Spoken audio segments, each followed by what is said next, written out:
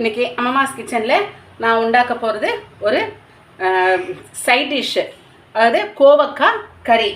கோவக்காய் ஒரு 1/2 கிலோவுக்கு இந்த மாதிரி ரவுண்டாக மெலிசாக கட் பண்ணி எடுத்து வச்சுட்டுருக்கேன்.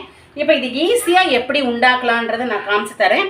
அடுப்பில் வந்து கடாய் வச்சுருக்கேன். அதில் ஒரு 3 ஸ்பூனுக்கு ரீஃபைண்ட் ஆயில் விட்டுருக்கேன். அதில் ஒரு 1/2 ஸ்பூனுக்கு கடுகு போட்டுக்கலாம்.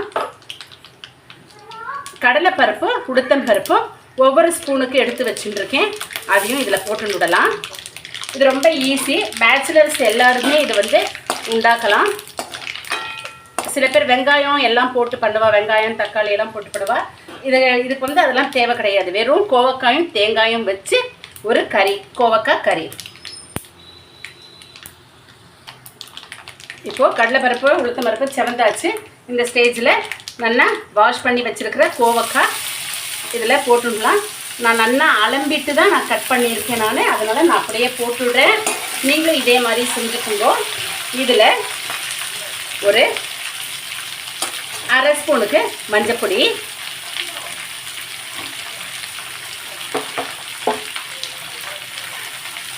அரை ஸ்பூனுக்கு மிளகாப்பொடி.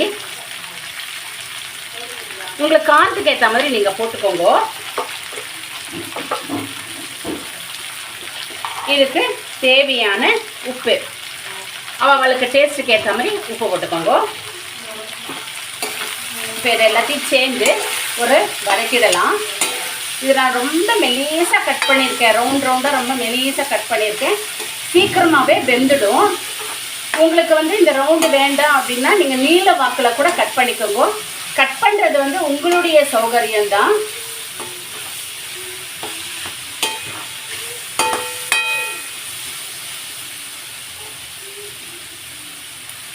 இப்போ இதில் கொஞ்சம் தண்ணியை தெளிச்சு விடலாம். அவ்வளோதான். இப்போது இதை தட்டை போட்டு மூடி வச்சுட்டு சிம்மில் வச்சு விட்றேன். நான் நல்லா இதுலேயே வதங்கி கிடைக்கும். அதுக்கப்புறமா உங்களுக்கு நான் காமிச்சு தரேன். ஸ்லிம்லேயும் வச்சுட்டேன். இப்போது பார்க்கலாமா இது எப்படி வெந்திருக்குன்னு சொல்லிட்டு.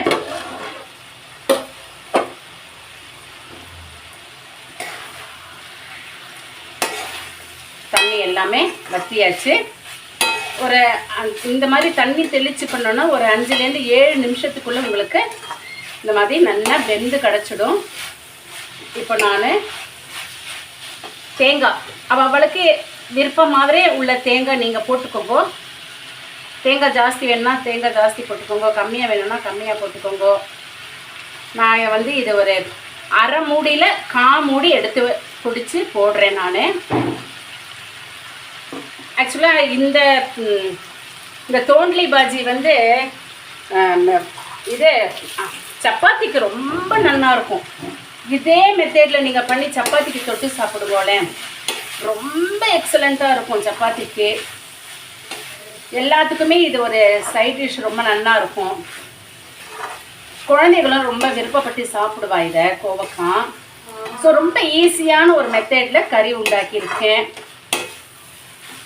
அவ்வளோதான். தேங்காயும் போட்டு நம்ம நல்லா வதக்கி கொடுத்தாச்சு. இதே மெத்தடில் நீங்கள் உண்டாக்கி பார்த்துட்டு எனக்கு கமெண்ட்ஸ் கொடுங்க.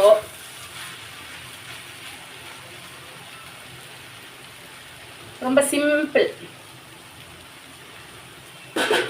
அம்மாஸ் கிச்சனில் இன்னைக்கு தோண்ட்லி பாஜி, அதாவது கோவக்காய் பாஜி ரெடியாக இருக்குது.